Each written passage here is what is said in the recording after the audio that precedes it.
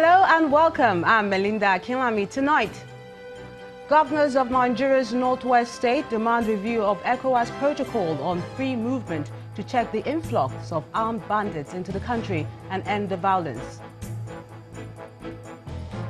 Co-conveners of Not Too Young to Run movement give up on producing young presidential candidate ahead of the 2019 general elections. List qualities to look out for in a preferred candidate. President Muhammadu Buhari commends Supreme Court judgment in favor of Senate President Dr. Bukola Saraki, asked Nigerians to emulate Saraki's determination. And terror group Al-Shabaab claims responsibility for the explosion that killed at least 10 people in the Somali capital, Mogadishu. On business news tonight, African Development Bank unveils $12 billion investment plan in Nigeria's energy sector and other African countries. On sports news tonight, England are 2 wins away from their realizing its coming home fantasies after the Three Lions edged Sweden to reach the semi-finals of the 2018 FIFA World Cup.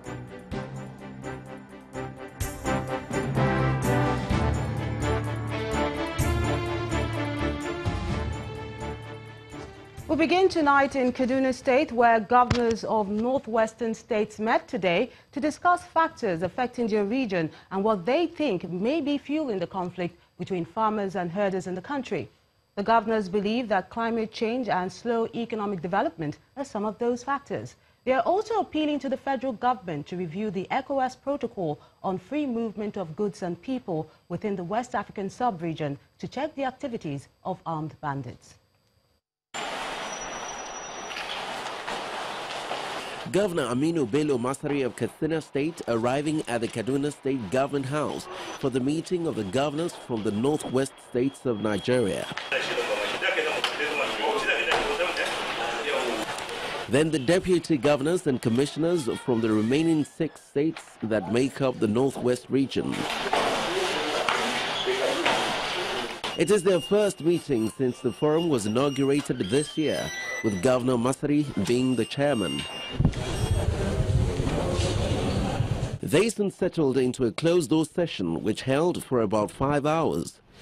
The closed-door session over, the forum emerges with a communique on key national issues of concern, some of which include the growing insecurity and poor state of education in the zone. The chairman of the forum speaks on the deliberations. It's one thing if you say you send the military and the police, after they have done it, what do you do to make sure that it doesn't happen again?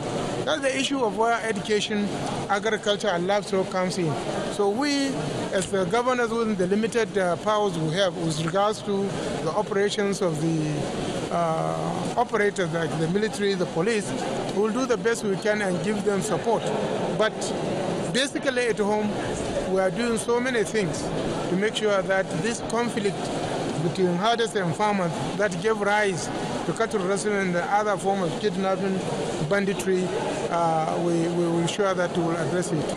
The forum also identifies climate change and economic challenges as some of the causes of conflicts between farmers and herders, cattle rustling and kidnapping in the zone.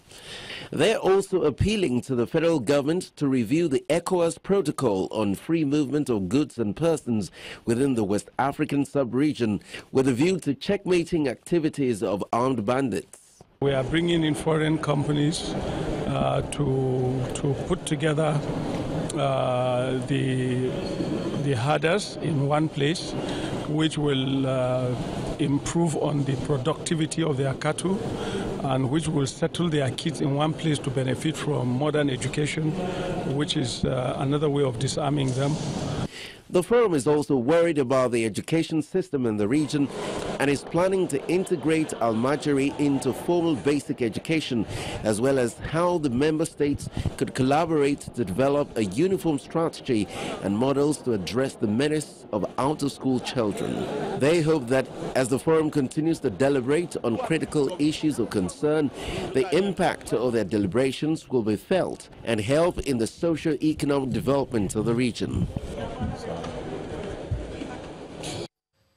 And while governors of the Northwest discuss their region's development, those from the Middle Belt are worried that the spate of attacks in their region might lead to food shortage, considering the damage done to farmlands and the displacement of farmers from their various communities. The Deputy Governor of Benue State, Mr. Benson Abunu, gave the warning at a condolence visit of Benue State delegation to commiserate with the Plateau State government on the recent attacks. Members of the Middle Belt Forum were also in Plateau to condole with the government, offering their support to confront the menace of terrorism. The government house in Jos, the Plateau State capital, has been receiving visitors on condolence visit following the attacks on some communities of Barkin Ladi local government area. The latest callers are part of the delegation from the Benue State government led by the Deputy Governor Benson Abunu. The Deputy Governor expresses concern about the killings, which he says are not new to Benue State, having experienced similar attacks in the past few months. He, however, warns of its ripple effects. Because even now that is the farming season, our people cannot go to the farm.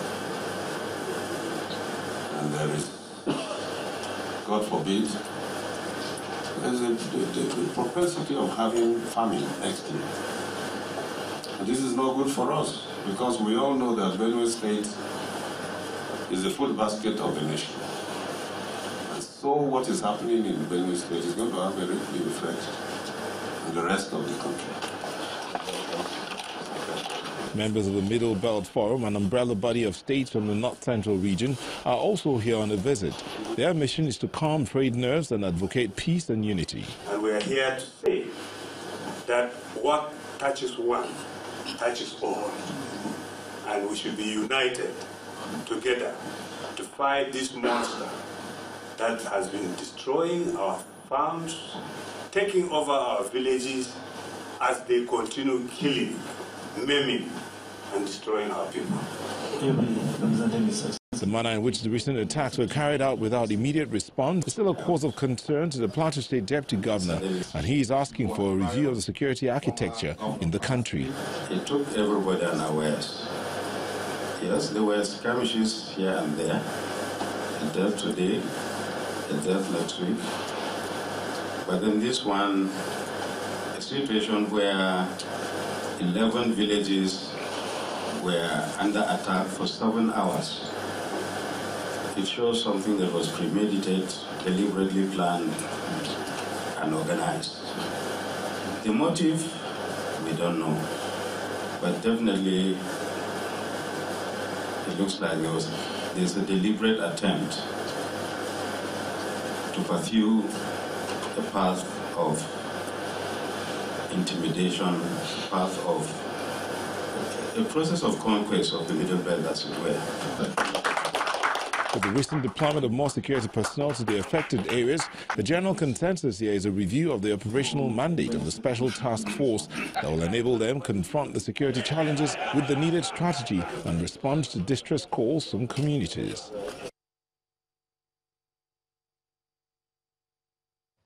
A former vice president of the Nigeria Labour Congress, Mr. Issa Aremu, has thrown his support behind the federal government's decision to give the recovered Abacha loot to poor families. In an interview with Channels Television in Kaduna State, Mr. Aremu condemned the recent call by some federal lawmakers to pay the repatriated money into the consolidated revenue account. The Labour leader says it's wiser for the federal government to give the poorest Nigerians the recovered cash as a matter of right, rather than what he calls undignified handouts.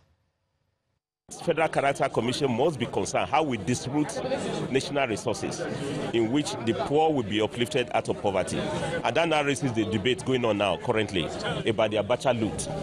Don't forget that Switzerland has just released $321 million out of about $4 billion that Abacha, reportedly looted throughout the country. Americans are also going to release some.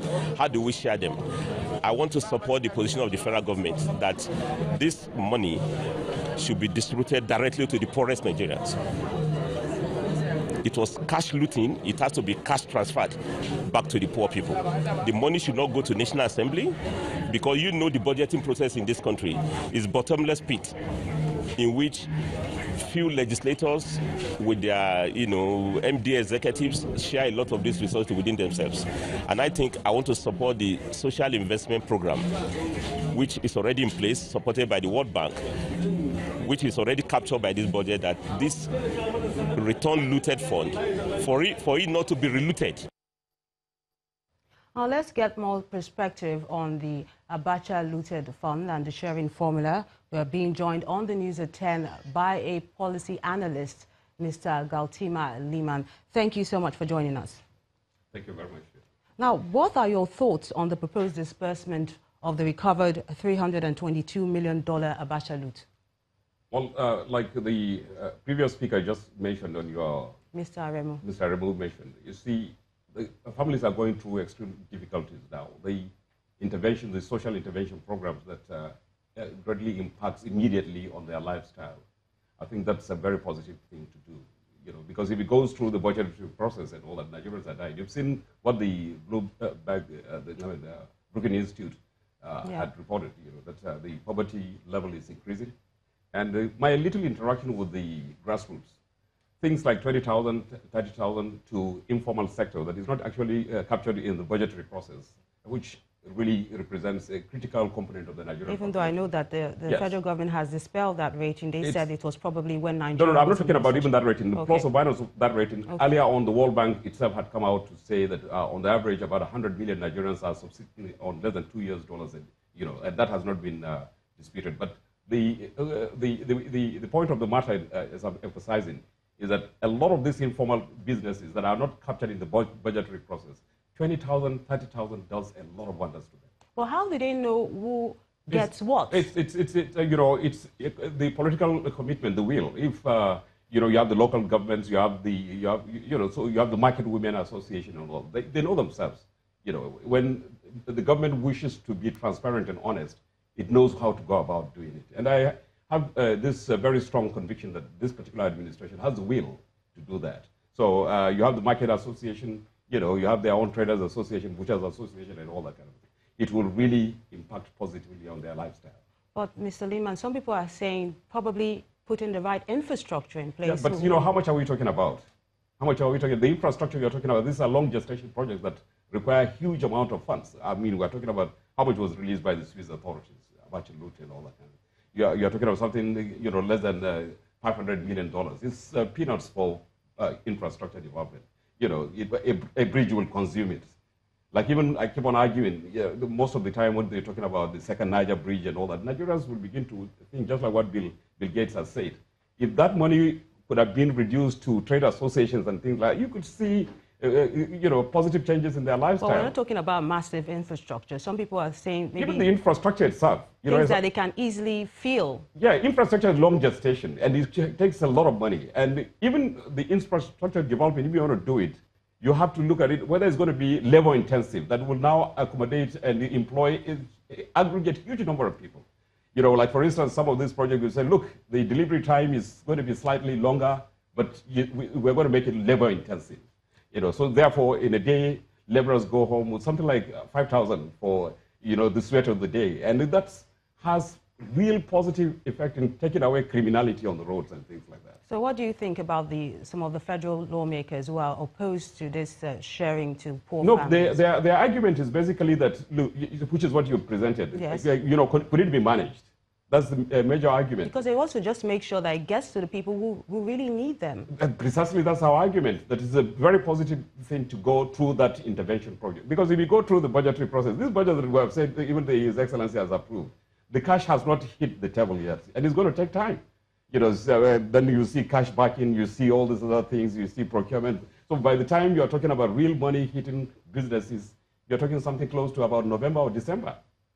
And by which time, I remember I keep on giving this example about a young man I met around this Apapa Junction. I was going to the beach with my family, and he came, he said, look, give me something. I said, tomorrow. He said, look, Liman, hunger does not wait for tomorrow. I was touched by it. That's a good way to end it. Thank you so much, political analyst Mr. Galtima Liman, for speaking with us on the news at 10. In part two, after the break, co-conveners of Not Too Young to Run movement give up on producing young presidential candidates ahead of 2019 general elections. We'll be joined by a political scientist to discuss that in a moment.